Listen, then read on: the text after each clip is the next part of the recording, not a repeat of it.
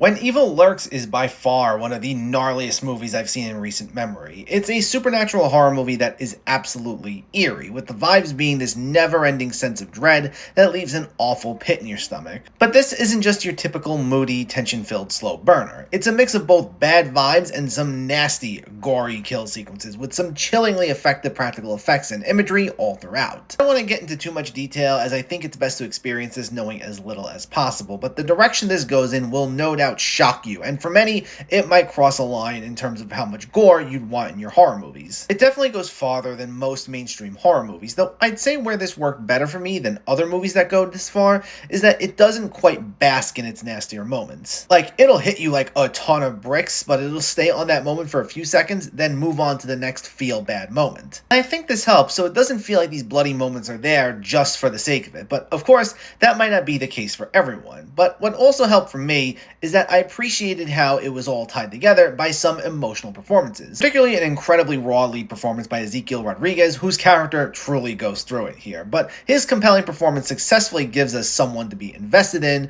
while we're subjected to so many awful moments. It can hit a wall slightly with these sequences in the third act. It may feel like a touch repetitive, but it definitely sticks the landing nicely in its visceral conclusion. It's not for the faint of heart, but if you're up to it, this is certainly a horror movie you won't want to miss.